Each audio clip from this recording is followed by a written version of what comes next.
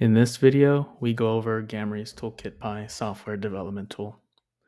You'll see a screen recording that goes over how to install and test ToolkitPy within a virtual environment.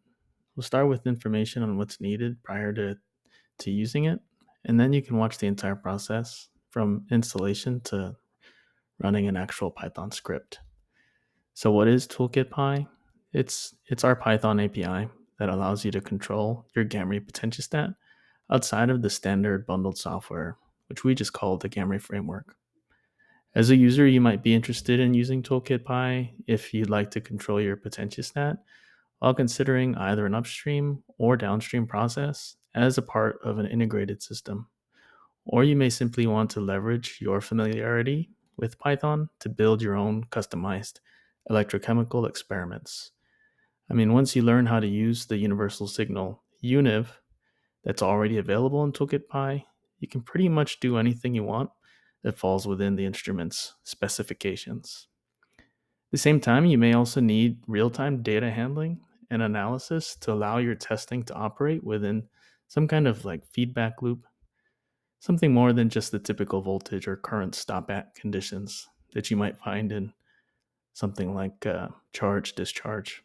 Lastly, you might want to build a fully automated system, and this is where ToolkitPy can be extremely powerful. Before starting, you'll need to install the Gamry software package, the same one that you'd use to install Framework. Specifically, you'll want to install ToolkitPy as shown in the image on your screen. Check the box for ToolkitPy as well as any of the other software features you need once you get to the part of the installation that presents these options. Then follow the prompts and complete installation. Additionally, you'll need to install a Conda package, and in this tutorial we use the Anaconda distribution, just out of convenience. But you can use any other kind of distribution as you'd like. There is no strict requirement to use Anaconda, and here we present some useful links for you to explore. Now, some important directories to note are shown here. Primarily, you just need to know where the will files are for ToolkitPy. These are all the packages that ToolkitPy depends on, and it is best to install them from this directory rather than trying to search for them one by one via Conda. You can simply use the command line to install all of these in one batch process, which we show later on.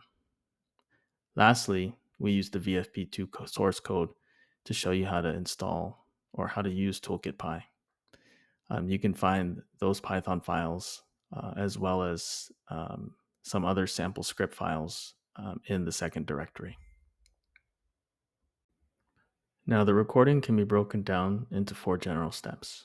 The first step is to create a virtual environment specifically for ToolkitPy. This has to be a 32-bit Python version 3.7.9. This is a requirement. You want to look at the commands in the recording closely to ensure that you install within a 32-bit environment. And once you do create the environment, you'll then load in and install ToolkitPy and the necessary wheel files. This is step 2. Right? And after you install ToolkitPy, you'll then want to install an IDE. In this case, we use Spider. And we install that directly into the ToolkitPy environment. And this ensures that we don't have any compatibility issues. And then finally, we open up Spider and then we load the VFP2 source code and we run it. And from here, you can understand what ToolkitPy is capable of. As you'll see, you can run some simple Python scripts for CV or EIS, or you can create an entire GUI. So just a heads up, the rest of the video is an unedited screen recording, and there won't be any audio after this bit. So feel free to speed it up